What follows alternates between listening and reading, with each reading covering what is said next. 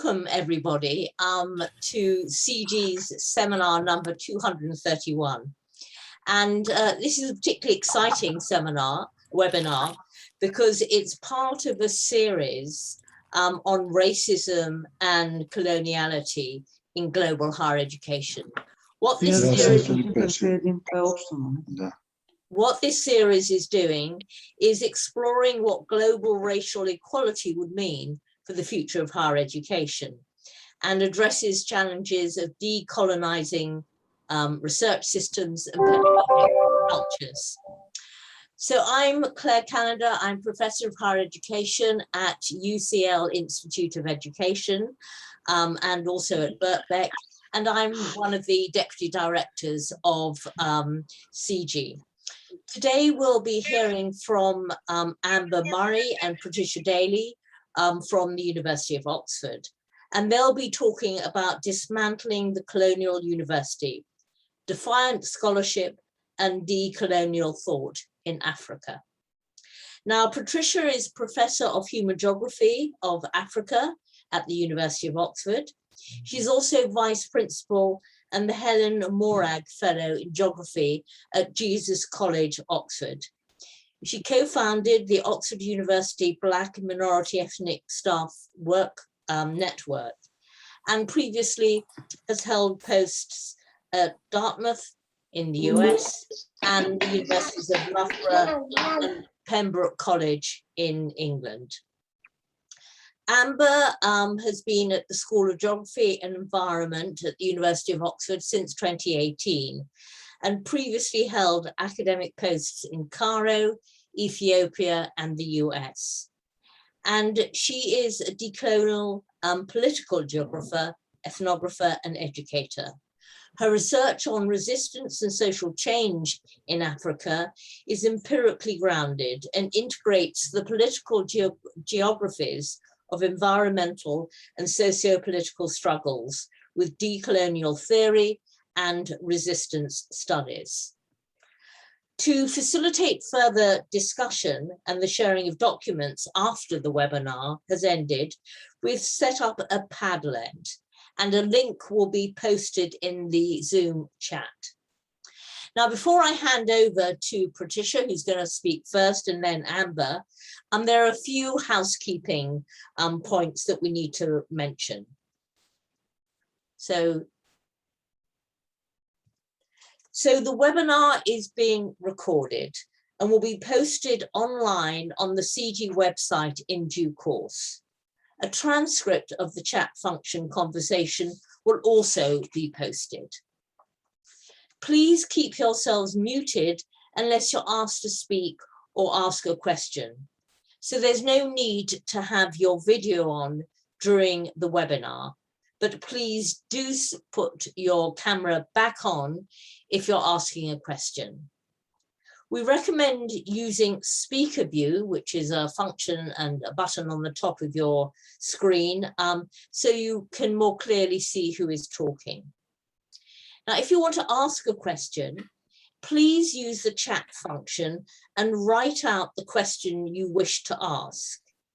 And then I will select questioners to present their questions to Patricia and Amber. And if you're invited to ask a question, then you'll ask it directly. When invited to ask a question, please unmute yourself, switch on your video, and state your name and where you're coming from.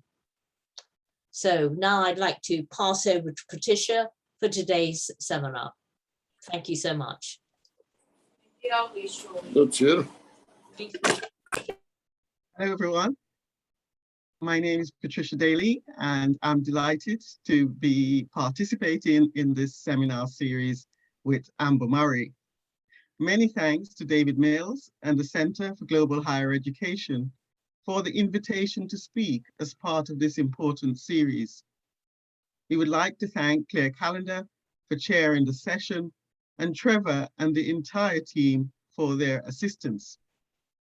The title of our working paper is Dismantling the Colonial University, Defiant Scholarship and Decolonial Thought in Africa. We are academics based at the University of Oxford.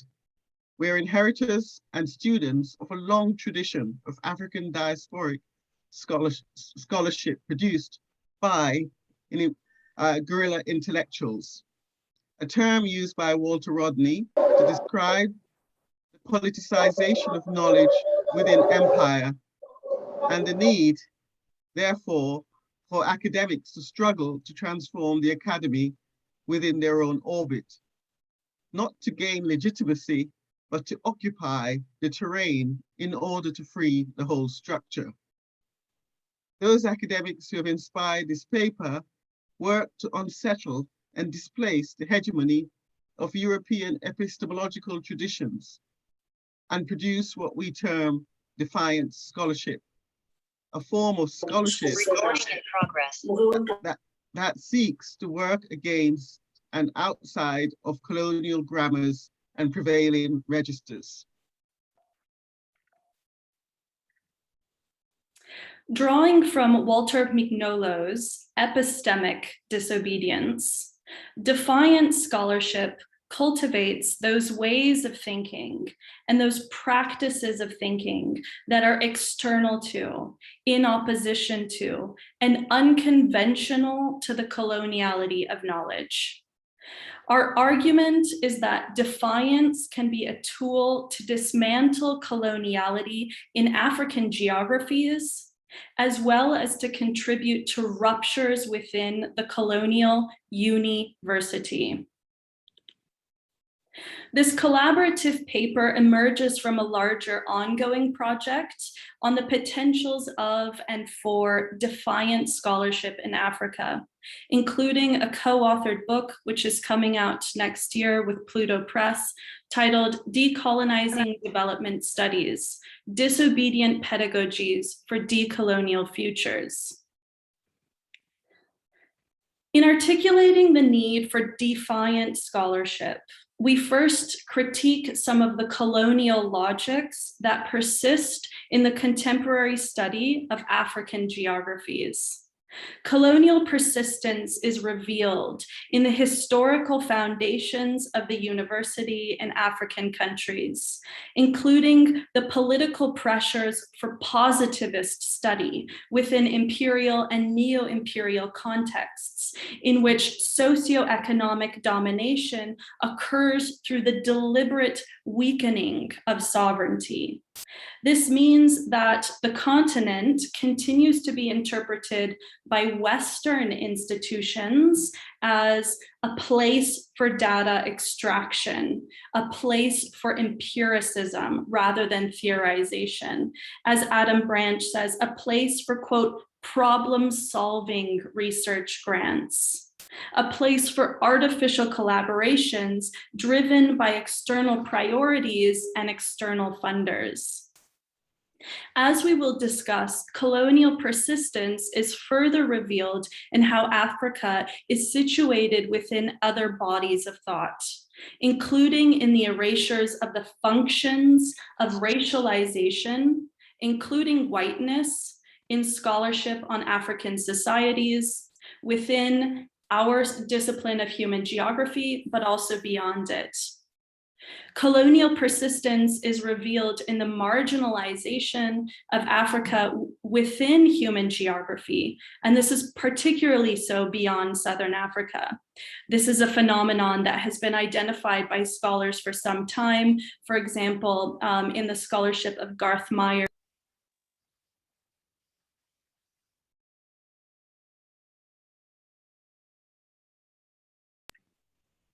Sorry, the host has muted me. Can you hear me? Yes, we can hear you. Yes, we can hear you now. Okay, thank you. So we highlight some of the disunities also and distinctions between two sub-disciplines, Black geographies on the one hand and African geographies on the other. We also look at the relative peripheralization of Africa within popular decolonial timelines. So we're looking at these as areas that are crucial for fruitful intellectual solidarities. We engage with the work of Claudette Kay and key African thinkers to draw attention to the long history of defiant scholarship in Africa. We're interested in thinking through and refining what we take defiant scholarship to suggest and how it is situated within a larger constellation of inclinations and practices, including decolonial thought, disobedient epistemologies, and disobedient pedagogies, each of which we will talk about in turn. This includes throughout an explicit orientation to contemporary and foundational texts by Africans working in Africa, as well as a decolonial and a convivial ethic for anti-racist scholarship on Black and African decolonial geographies.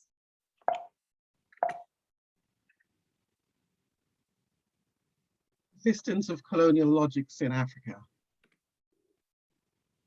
Numerous scholars of Africa have critiqued the dominance of the Western Academy in the production of knowledge about Africa. Some addressing their disciplines directly, such as Archimafeje, Magubani, Aminamama, and so on. And those also include geographers such as myself and Garth Myers.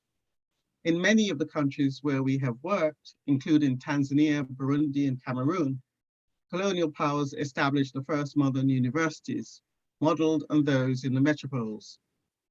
The Islamic tradition of universities that predated those in Europe and from which Europeans borrowed was confined largely to West and North Africa.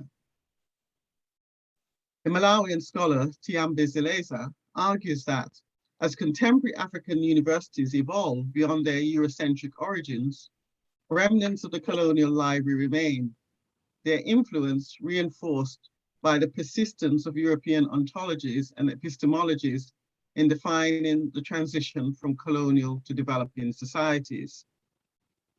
Mahmoud Mamdani, Francis Nyamnjoh, and others critique the university's instrumental neocolonial role in Africa. The result is that research in and on Africa remains mired in what decolonial scholars like Sabelo and Glovo Gatsheni call the colonial matrix of power. As geographers, we're conscious of the imperial and colonial inspired foundations of our discipline and are interested in their legacies in defining the parameters and priorities of geographical research in post-colonial Africa and how we might move beyond them. As scholars operating in and from the global North, we seek to follow in the tradition of Pan-Africanist and African diasporic scholars, such as Samir Amin, W.E.B. Du Bois, Walter Rodney, Horace Campbell, and Zeleza, amongst others, who refused to accept the cartographic violence that divided the continent into racialized groups and regions, and that seeks to break the collective memory and alliances that the historic African diaspora population have with the continent. The imperialist Halford Mackinder established his geographical credibility through his exhibition to Kenya in the same year that he founded the School of Geography at Oxford. While it is not obvious that geography departments, including those in Africa, have interrogated this association, this may explain also why when I gave a lecture on the discipline's origin to an interdisciplinary group of doctoral students and young academics across the continent, a course that we will mention later in this talk, Mackinder's intervention in Africa was greeted with some surprise. In the political climate that fostered economic austerity, geography survived in African universities as spaces of positivistic scientific knowledge generation about the physical environment that is unproblematic and apolitical. Ezekiel Kalipeni and others, in a survey of modern geography in Africa post the 1990s, found an emphasis on policy-oriented impact analysis studies that advocated a spatial perspective in resolving development problems. many of the African universities, influenced by the American liberal arts model, did not have human geography programs at all. Indeed, critical geographical studies were being conducted in disciplines other than geography. This was the case for one of us, Amber, who taught human geography first in the School of Law and Governance at the University of Jimma in Ethiopia between 2015 and 16, and later in the Department of Anthropology and Sociology at the American University in Cairo between 2017 and 18. Yet, defiant forms of scholarship have been a persistent feature of the university in Africa, although such work has not been unified within a shared ideological, linguistic, or conceptual framework. Decolonial thought offers a new way of understanding ways of thinking about the relations between the constellation of thought outside and beyond colonial logics. These are pluriversals. So we move now to a consideration of African geographies, racialization, and the potentials for anti-racist African geographies. Beyond the African diaspora and Southern Africa, anti-Blackness and the roles of racial difference have remained understudied.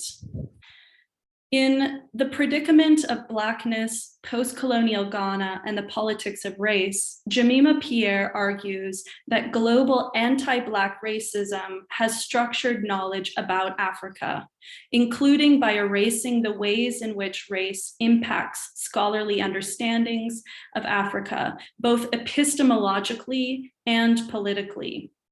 Even though racism persisted in and shaped the politics and economies of African post-colonial states, the predominant view of Africanist scholars, mostly based in Europe and North America, was that Black Africans ran the state and race was therefore an irrelevant factor, and that the imperative of reconciliation and national unity demanded a non-racial political community. This scholarly position silenced the role of global raciality in shaping internal and external dynamics and relations across the continent, while focusing on ethnicized identities instead. It also crucially erases the racialization of the scholar as part of the history of African studies. So of course, these conversations about race and anti-racism in the scholarship of Africa have been reinvigorated with the recent resurgence of anti-racist activism in the wake of Black Lives Matter and Rhodes Must Fall, as well as in the wake of the political impetus around decolonial futures. But so what we're arguing is that this kind of reinvigoration around this conversation in fact echoes earlier work of African intellectuals, some of which was already aligned with the prerogatives that we now frame as decolonial pluriversals and defiant scholarship, such as the need for an epistemic break to decolonizing knowledge. So some of this foundational scholarship and these foundational thinkers you can see on this slide here. So for example, Cameroon's Mongo Beti and Burkina Faso's Thomas Sankara and Nigeria's Ife Amadume. In the pursuit of anti-racist African geographies today, which is something that Patricia and I are obviously interested in, we're arguing for the need to work from these earlier traditions, but also saying that there are potentials for us to draw upon anti-racist geographies. Anti-racist geographies then have much to offer us by way of attending to the roles and functions of racism, racialization, whiteness, and anti-Blackness on the continent. As the work from Charlene Mollett and Caroline Faria demonstrates in their transnational conversation on the functions of whiteness in geographical fieldwork in both South Sudan and Honduras, for example. Yusuf al-Balushi, on the other hand, pushes the boundaries of African geographies by cultivating precisely these crucial links between racialization, in this case, whiteness, nationalism, and xenophobia in South African political geographies. And he importantly excavates the particularities of racial capitalism from and within Africa. Indeed, an important part of the project is fostering conversations across and between Black geographies and African geographies, a subject to which we now turn. Relative lack of an anti-racist analysis to scholarships of Africa extended to work in human geography. And here we want to highlight the potential for cross-fertilizations between Black geographies and African geographies, while also bringing attention to the ways in which these schools of thought and practice have tended to exist side by side rather than in dialogue. Black geographies draw upon the distinctive knowledge emergent from the multiple subjective experiences and orientations of global Blackness. We draw inspiration from Azizat Johnson's use of, in parenthesis, and in her work on Black and Muslim geographies to situate them within conversation. We use this motive of combining strands of thought through and in our work to bring attention to the ways in which Black and African geographies are both distinct and thoroughly entangled. During the Association of American Geographers annual conference in Washington, D.C. in April 2019, for example, a number of scholars, ourselves included, critiqued apparent fissures between Black geographies and African geographies. These gaps were noted by Jordana Moulton in panels sponsorship, with few papers and panels sponsored by the Black Geographies Speciality Group pertaining to issues on the African continent, as well as few African geographies sponsored sessions addressing racism, anti-racism, and other issues central to Black geographies. This unevenness, or sometimes lack of direct cross-fertilization in panels, is significant beyond conferencing. It signals wider problematics in the study of African geographies, including the marginalization of Africa within critical geography, particularly outside of Southern and English-speaking regions. It exacerbates the avoidance of race, racial politics, and anti-racism in the study of African geographies that we have previously outlined. And it silences on under-realized knowledges of shared experiences, pluralities of placemaking, being in place, embodiments, and more that are distinctive and discongruous forms of intellectual fodder and repair. Deleza, in documenting the presence in Western institutions of a contemporary African diaspora, calls for greater collaboration aimed at reigniting the perspectives of those early to mid-20th century Pan-African scholars who conceptualize a global view of African identity and the struggles of African peoples.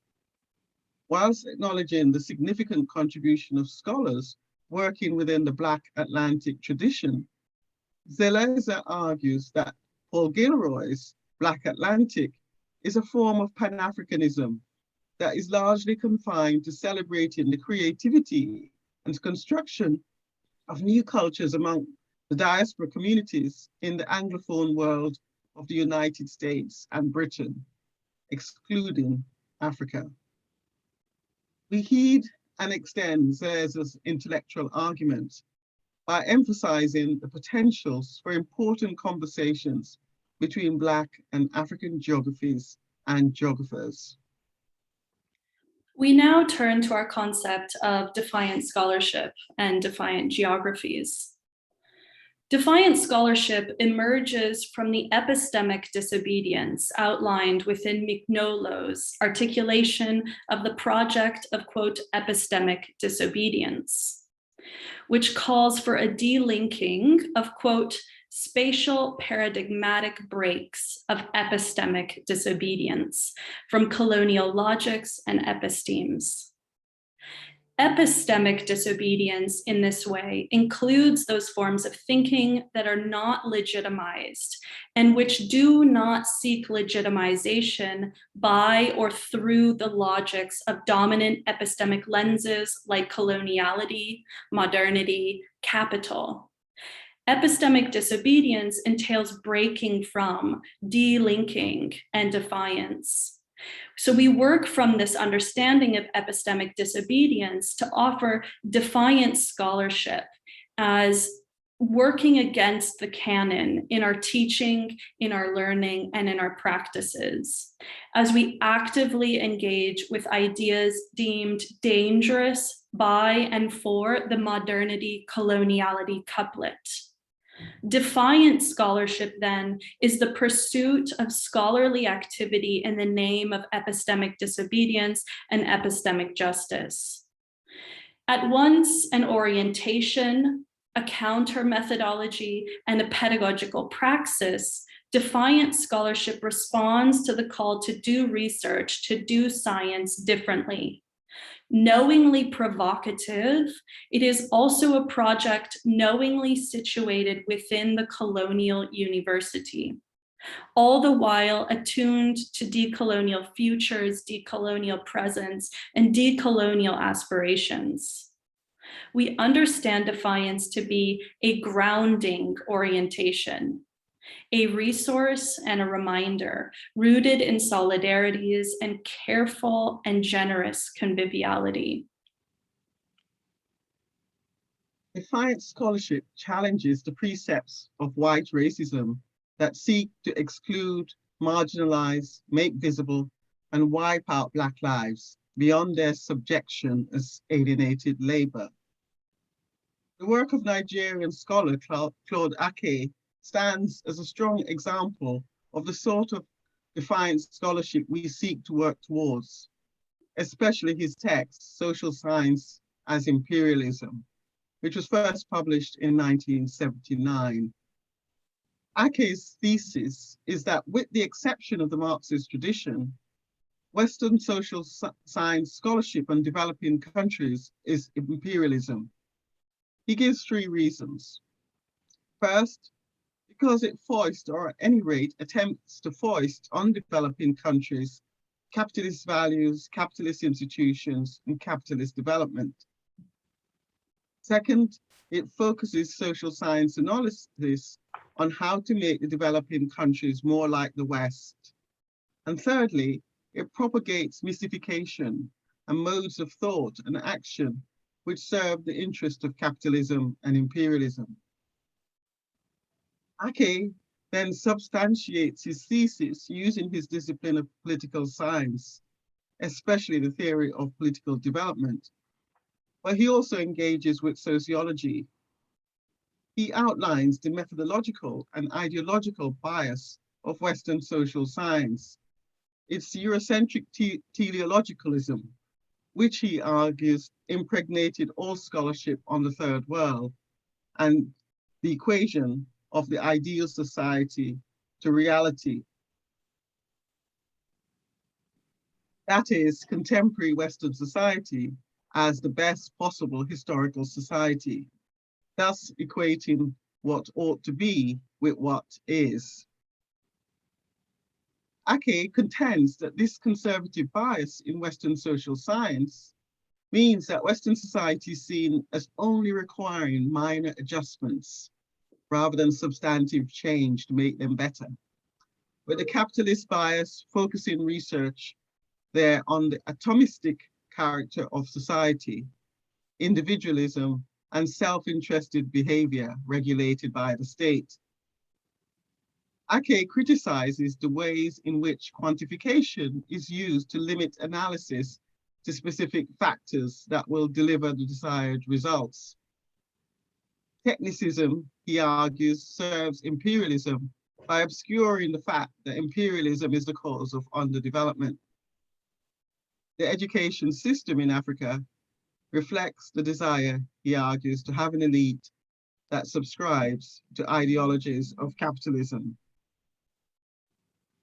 20th century Pan-Africanist and anti-colonial nationalists were imagining new approaches and new geographies, but their visions were frustrated by conservative Africans schooled and wedded to European ideation systems of nationalism and departing European powers' attempts to retain neocolonial relations amidst the development of the Cold War.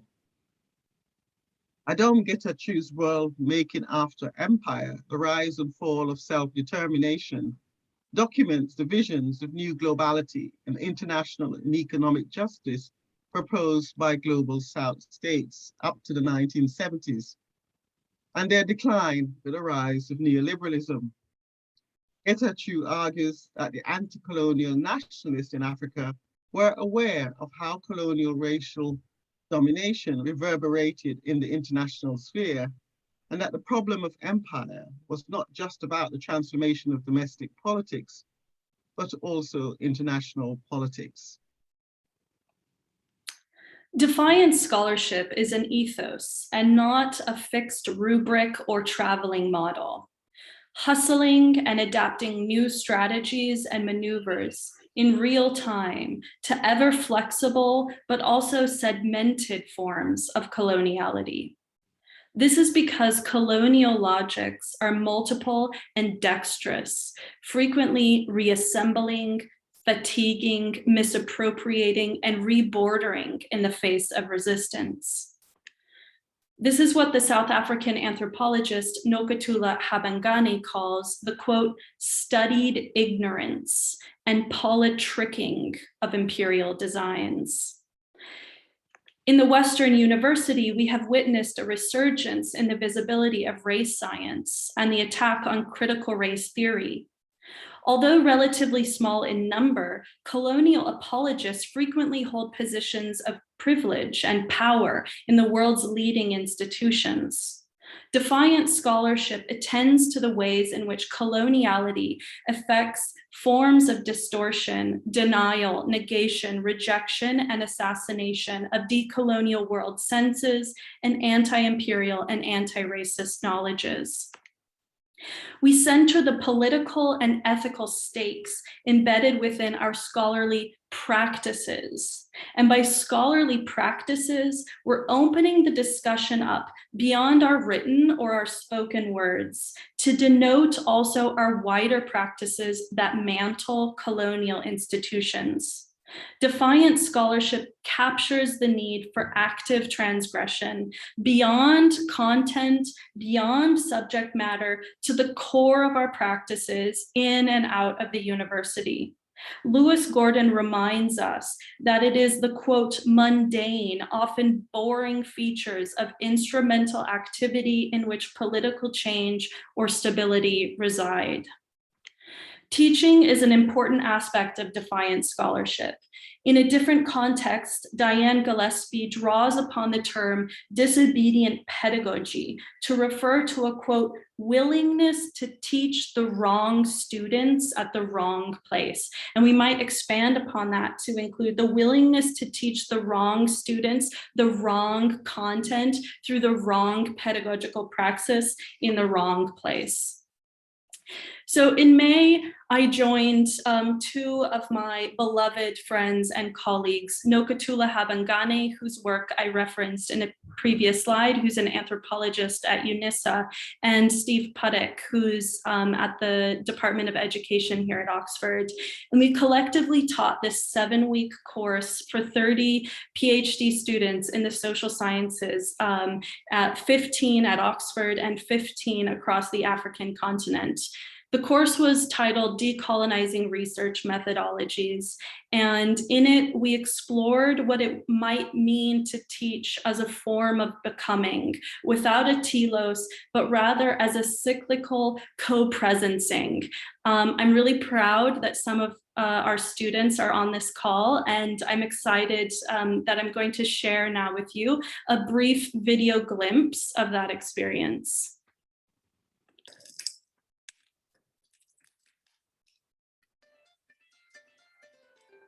My role in this session is to serve as the keeper of the fire. We wanted this to be an intimate, interactive, and transcontinental group, intentionally and knowingly ambitious. We set out not merely to critique colonial logics, but to create and to imagine alternatives. With decolonizing and decoloniality, we have, the rare opportunity to ask deep-seated questions that would otherwise not ask. How do we write a history about young women who were enslaved when the archive that exists is an archive that is entirely written by the people who enslaved them? Let's ask ourselves how these people might have lived.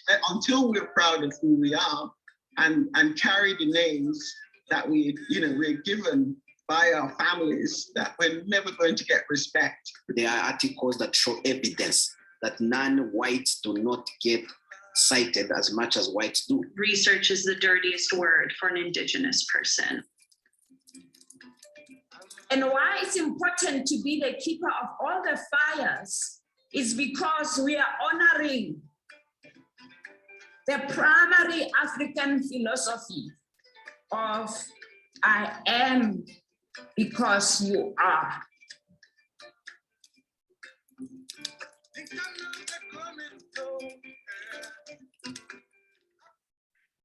Many thanks to our undergraduate interns who have been working tirelessly to get these videos together. I'm aware that we're approaching the end of our time, so I'm just going to say that we have about 3 more minutes of our discussion if you can remain patient with us. So I want to make a point here that we cannot underestimate the difficulties and challenges of engaging persistently or even temporarily in defiant scholarship. Nor do we want to diminish the multi-scalar pressures upon scholars to remain disciplined by their disciplines and to conform to institutional norms. For this reason, we heed Abdul Malik Simone's reminder to do this work carefully. Our methodological and disciplinary orientations are crucial areas for critique and transformation. Yet the widely deployed notions of the need to, quote, maintain methodological rigor and institutional pressures to, quote, make contributions to the discipline are some of the first main features learned by students in their respective disciplines. These structuring logics maintain colonial knowledge regimes by segmenting scholarship and enforcing certain academic conventions, certain white stream academic conventions. Linda Tahiwai Smith notes, quote, "We have colonized the discipline and disciplined the colonized." This is what Lewis Gordon calls disciplinary decadence. So recent moves to decolonize geography or to embrace pluriversal epistemes within geographical scholarship, for example, have sometimes nonetheless been structured in ways that further entrench something distinctive like geographical thought. Even as decolonial thought opens up new ways of thinking about space and place and politics and the body and relations and so much more, breaking from our discipline and collectively undisciplining ourselves, right? Engaging in acts of disciplinary disobedience remains dangerous for many of us, including ourselves. Defiant scholarship celebrates those scholars and intellectuals who have long engaged in decolonial and anti-colonial refusals, disruptions, breaks, and disobediences of precisely this kind. Oops. Sorry, Patricia, you're muted. Okay. Our final thoughts. Aspiring towards defiant practice within the colonial university is a knowingly transgressive undertaking that has a long intellectual tradition. While some of those earlier radical projects were temporarily subdued by neoliberal thinking, we're now witnessing a resurgence of defiant intellectual traditions across the continent, we hope to work within these historical and emergent traditions to attend to the global nature of racialization and racial capitalism and the struggles of Black people. Defiant scholarly practice builds upon decolonial epistemes and a powerful body of African scholarship that pretends to be universal and local, that eschews the epistemic violence of colonial categorizations, theorizations, and methodologies. Through active unlearning and rethinking, we can root our project in the lands and the communities where we work. As the African-American historian Saidiya Hartman proposes, we attend to the insurgent grounds of the wayward as they embark on, quote, the beautiful experiments in living beyond negative categorizations.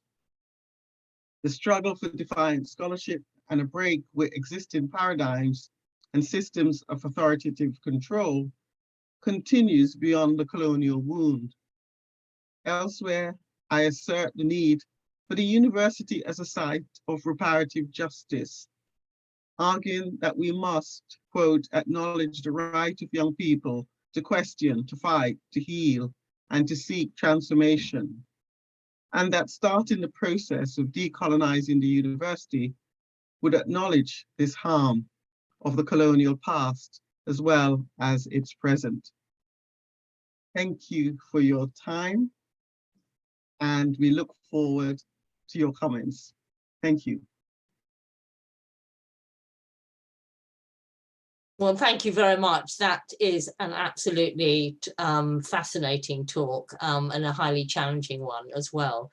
And as the chat functions suggests, the notion of defiant scholarship is incredibly attractive for everyone, or for a lot of us. We have a couple of questions. So Hannah Teng, would you like to pose your question? I'll do so, and I reluctantly put on my camera as I happen to be white. Well, that's okay. I am Danish though, and I can speak with a very Danish accent if that will kind of limit my my power. I can actually do that if that is a filter. No, I'm thinking, because as an interculturalist, I've been working with questions of positionality for quite some time, looking at, for instance, Afrocentricity, Asia-centricity. One thing that struck me is that a number of the people arguing for those positions are often themselves located in places like Oxford and Cambridge. So I'm kind of thinking, well, does that not lower the risk of defiance? You know, if you are in a comfortable position in an elite institution, I would think it's a bit easy in a way to defy, while people who are struggling in the local environment, wherever that is, might actually find it harder. And it's a reflection question more than anything. Don't read this as a critique.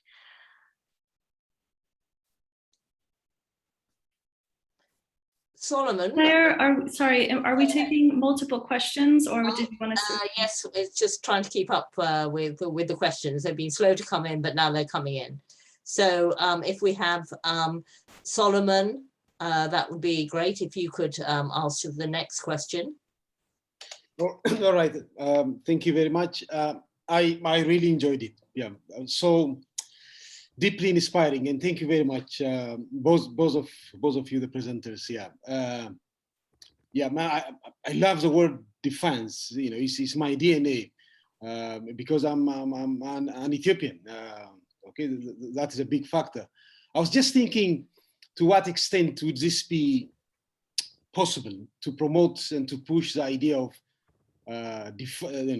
defiant scholarship while you're working in a colonial university, in the Western university?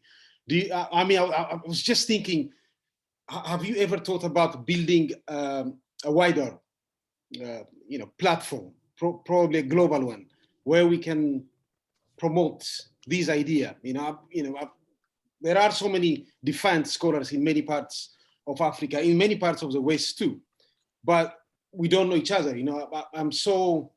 I felt so supported, by just listening to you for the last half an hour and so. So if, I feel like now I'm part of a bigger platform.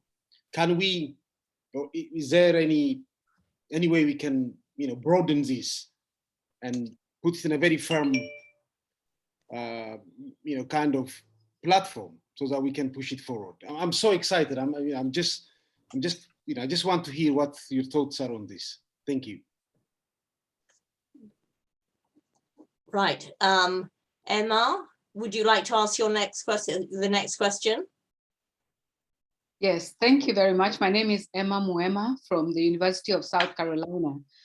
Listening to the Defiant scholarship, I read the work of Saran Stewart, who was talking about dismantling scholarship.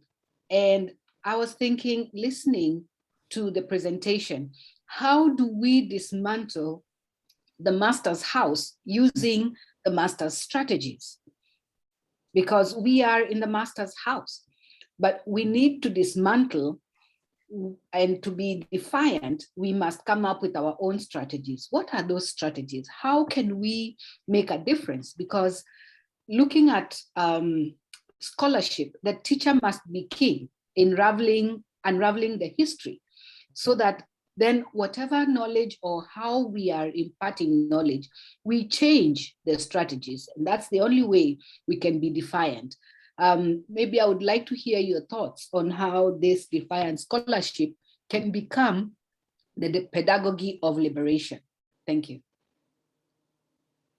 Would you like to address those questions and then we'll have more? No, that's it. That's it, great. Amber and Patricia, you want to address those three questions? Shall I start, Amber? Sure. Yeah, okay. I think there's Africans in the diaspora have always been criticized for speaking from a privileged position, but historically they've been central to the movement for decolonization. Way back, they have been working with Africans when possible to transform knowledge and scholarship in Africa, as well as African societies. At the very beginning of our talk, we used Walter Rodney's concept of guerrilla intellectuals, and that applies. So we are in the master's house, and we are very much aware of that. And Oxford is quite an important center of imperialism. It is from Oxford where scholars dictate Africa's economic policies,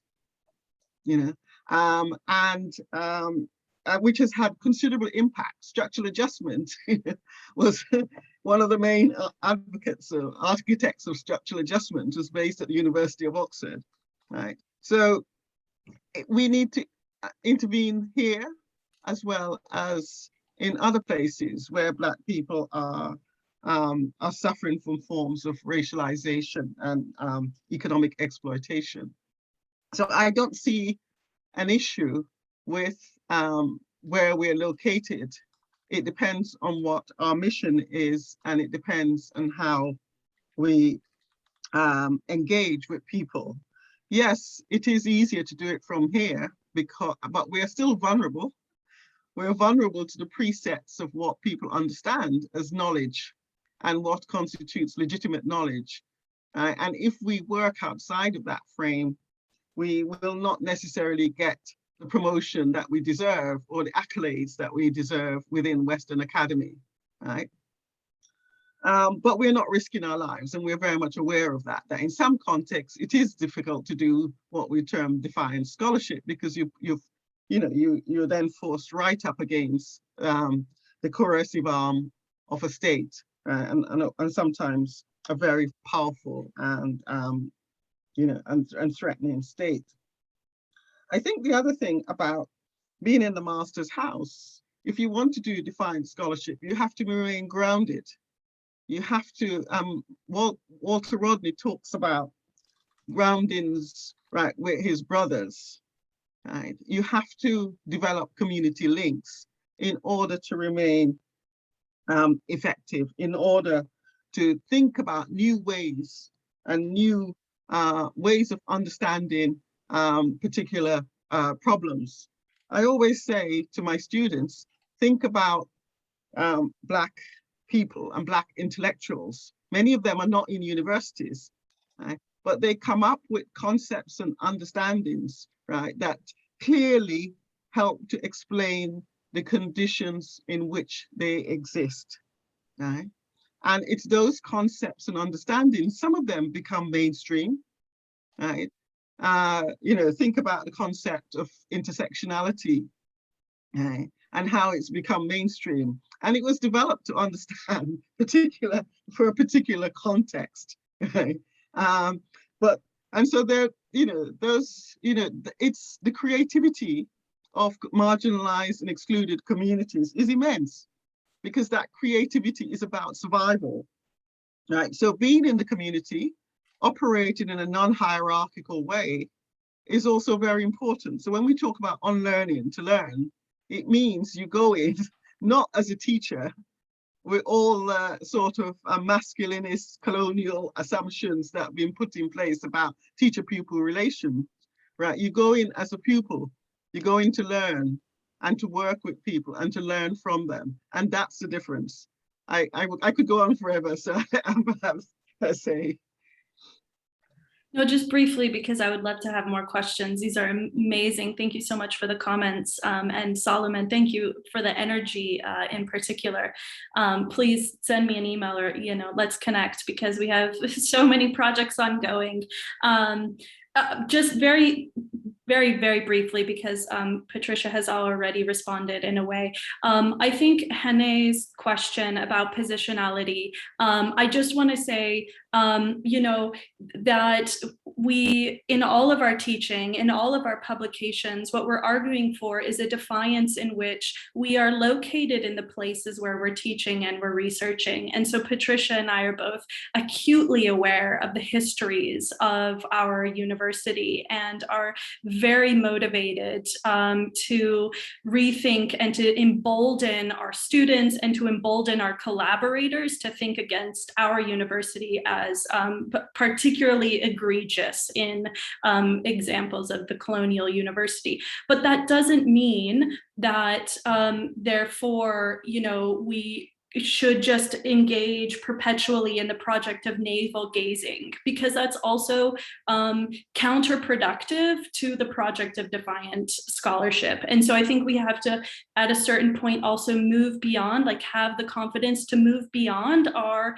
limitations in a convivial way and in a knowing way. And that's why we stress the importance of the care needed, the carefulness needed with defiant scholarship, that in no way are we advocating, you know, anyone to engage in dangerous forms of scholarship. And scholars in their own communities will know far more than us the risks that they're engaging with. Emma, how do we dismantle the master's house without, you know, creating new strategies? I think, you know, we have removed a couple of slides, but this actually, we engage with Audre Lorde's, you know, work on Sister Outsider. And we're also thinking about the work of Lewis Gordon and Jane Gordon, who are thinking about not just dismantling the master's house, but also the creation of other houses, which requires a kind of new foundation. And so, you know, thinking about these two projects in tandem, both dismantling and creating, I think is really at the core of what we aspire to as, you know, something like defiant scholarship. Thanks very much. Okay, Jean the farmer, would you like to ask your question? Followed by Diana.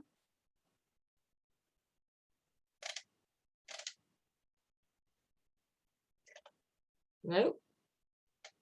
Jean, are you still with us?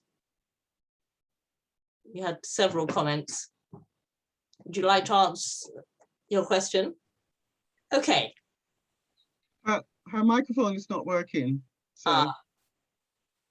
Can you unmute? No. Okay, sorry. So let's go straight on to Diana. Okay, great, thank you. And thank you very much, both of you, for really fascinating and challenging talks. I've been trying to discern the difference between a defiant curriculum and a defiant pedagogy and how the two work together.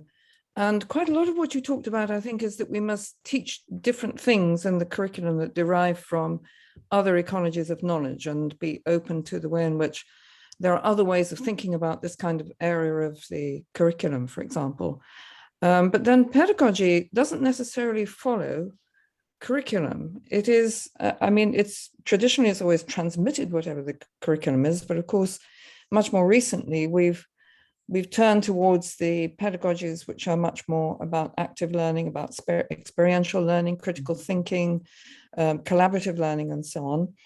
And what I'm wondering is whether we can persist with some of those kinds of pedagogies in order to help students understand whatever is coming from the output of Defiant scholars, or do we need wholly new kinds of pedagogies? And you did allude to Defiant pedagogies, and I'm not quite sure what they are, what kind of thing they would be, what you do with students in order to engage them in the kind of thinking that you need them to be engaged in order to master this.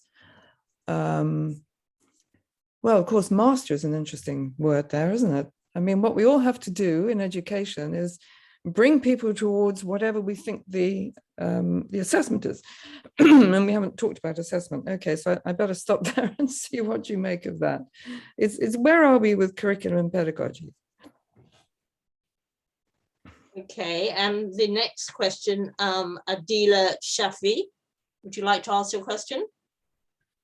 Yeah, hi there. Thank you for letting me come on. My question was more of a comment, really, in sort of to reconcile some of the discussions about position and power. And I kind of agreed with Hani and Patricia, who were sort of coming at different ends, that ultimately, if we want to effect change, sustainable change over time, and that lasts and is meaningful, those voices have to come from positions of power, because you know, that is the status quo. And if we want to make those changes, then it's got to come from those places. But at the same time, in order to make the difference, we need to hear from voices that are experiencing some of the disadvantage and underprivilege that we're talking about. So I don't think that it's a criticism necessarily if people are in positions of power, and that we shouldn't really see that as a negative and therefore see that they can't be experiencing what I'm experiencing. I think these are two ways to tackle the same problem. And that's the issue the point I wanted to make, that we're all aiming for the same thing, and we're all coming at it from different angles, and real change does come from different angles, because otherwise the wheels will fall off if we have just one wheel and if it comes from one area only. Okay, I'm going to read a question that was asked directly to me from somebody who wants to remain anonymous, and I think actually it therefore raises a whole load of issues in its own right. I'm going to read it verbatim, this comment stroke question. Hi, I wonder if I could ask this anonymously, since the session is being recorded. As a doctoral fellow in their first year, who already struggles with the coloniality of the institution I'm working in, and who doesn't have any power in the institution, I wonder how I can protect myself while still staying truth to Defiant scholarship. I think that's, you know, here we are, not only do a lot of people within institutions lack power, but those who are at the bottom of the academic hierarchy or pecking order are in a particularly vulnerable position in terms of being defiant. So I wonder whether you'd like to address that question. And then there is another question. I don't know whether that has come in, and that is from Gerio Funes. Would you like to ask your question, or do you want me to ask it for you? Okay, go ahead. Sorry, I missed your hand. No, it's okay. Can you hear me just fine? Yes, that's great. Thank you. And if you can turn on your camera, please do. Lovely. Oh, perfect. Okay, so my name's Haido Funes. I'm assistant professor at Texas Tech University, and my research revolves around university student movements in Latin America. So I interpret the pedagogical and even decolonial implications of university student movements, and also extend the analysis not only of the epistemic implications, but also governance. So my question was, how do we extend the notion of guerrilla intellectuals, or what work is actually being done that extends the notion of guerrilla intellectuals beyond the unsettling of knowledge regimes, but also toward governance structures? And I think the Rhodes Must Fall movement and other social movements and other student movements point to this direction. So beyond defiant scholarship, and probably moving towards a more committed and engaged approach to scholarship. And can I say we're nearing the end of time, so may I ask you, Amber and Patricia, to be very efficient in your answers. Thank you. Despite the fact it's fascinating, and we obviously could go on for much longer, but there is this necessity now after the seminar. Thank you again. Another round of excellent questions and comments. Okay, I think I will take the question on how do we distinguish between defiant curriculum and defiant pedagogies from Diana. I agree completely that there is something to be distinguished there, and that a defiant curriculum is, of course, the content is something that educators can almost do in isolation, I think, if they have the determination. But that defiant pedagogies, to me, is far more collaborative. And so the ways, the example that we gave of that collaborative course between Oxford and UNISA was how you think about mobilizing the privileges of members of your collective in order to access resources to fund radical projects.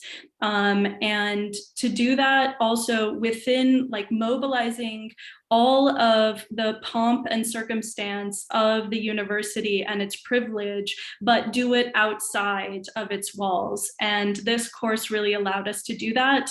We didn't have kind of formalized assessment as such. And so we intentionally set out to kind of create this course that was both within, and without of the university, to think about how we can bring in educators who are using embodied tactics, even in digital spaces, to challenge some of the coloniality of knowledge. And so we had sessions where, students were blindfolded and they were led on a kind of immersive food journey in order to understand the colonization of food pathways between the west coast of Africa and the Caribbean. We had sessions where we used theater to demand students to get out of their comfort zones, to think about how within the walls of our universities we're really kind of isolated from one another, but also detached, right? How do we engage with emotion in our courses? And so for me, defiant pedagogies necessarily entail that kind of creativity and that kind of it's very time intensive. In the brief video blurb that you saw, we had Machila Motsi, who led us in a healing circle to establish trust, to think about the traumas that that bodies hold within spaces of the university, and to address that trauma we need something beyond a static lecture and an exam and a written paper. And so even the ways in which students contributed, how can we create platforms for students to contribute just voice memos or drawings and art. And so all of those things, it has to be careful and it has to be planned and it has to be thought out, but it takes a lot of time, and all of the pressures of the corporate and neoliberal university are perpetually pushing back against that kind of pedagogy. So it's very, it's very difficult. And that's within the University of Oxford. If I wanted to talk about teaching, sessions on resistance studies to my students at the University of Cairo, that would be a completely different conversation, because there in, the wake of the January 25th revolution, it really was incredibly dangerous to think about resistance in that context. So this again is all about teaching in the places where we are and mobilizing our spaces for collectives, so that this isn't Amber or Patricia has the solution or the model that other people should, aspire to. Absolutely not. We're saying that these models already exist, and they've existed in Africa for a long time. And in some ways, also the notion that they were too dangerous can also, be disingenuous, because it does erase that long history. And that's what we're trying to recover. Sorry, I took too long, Patricia. Thank you. Thanks. I just want to respond by addressing the question of the anonymous questioner. And really, I think what you need to do in that context, and what we do as geographers, we are geographers, but we work interdisciplinary. We do, as you could see from our reference points during the talk, we really just, we reach out to everyone and look for inspiration from other scholars, irrespective of what discipline they're in. And that might be difficult in your institution, but I think it's really important that you build networks. Often we're the only person, and certainly I've been through British education institution, so I'm often the only Black person in the room. And I reach out across institutions, across continents, to find people who I can collaborate with, can work with, who can sustain me. And so that's one of the things I would suggest. And you're there really to learn certain tools, and the PhD will finish and you will move on, and then you can develop your own ideas. So see the PhD as just a technique, or just a learning of certain tools that you need in order to be successful as an academic. So that's, and the other one from Waro about guerrilla intellectuals. I think, I label myself as an activist scholar, right? And that means that I'm constantly looking for ways of working with communities, and their limitations, as to how much I can do. But if it means going and giving talks about the things that I am knowledgeable about, or learning from communities, then that's what I do. So, there are lots of interest in the UK, for example, as you probably are aware, about China's role in Africa. And so I go and talk to communities about that, so that they have not necessarily have to accept the perspective that they read in the press. And have a much more nuanced understanding. So those are the things that I do. Work, as an activist, and I very much also an activist in my institution in terms of promoting race and gender equality. I think I would just stop there. Thank you. Well, can I thank both of you? It's been an incredibly stimulating seminar. It's been absolutely fascinating. I think Defiant scholarship is going to stay with us. Thank you. And can I just remind everybody that there is a seminar on Thursday, which for the first time is going to be in person as well. Details of the seminar on Thursday, which is Learning Whiteness, material, and that will be held at Oxford, and also you can attend via Zoom, and the details are in the chat. And also a reminder that the Padlet for this seminar, the link again is in the chat function. So once again, thank you very much to our speakers, Amber and Patricia. That was great. Thank you. Thanks a lot. And to David for setting everything up. Bye-bye. Yeah, thank you, David. Thank you, Claire. Bye. Bye-bye.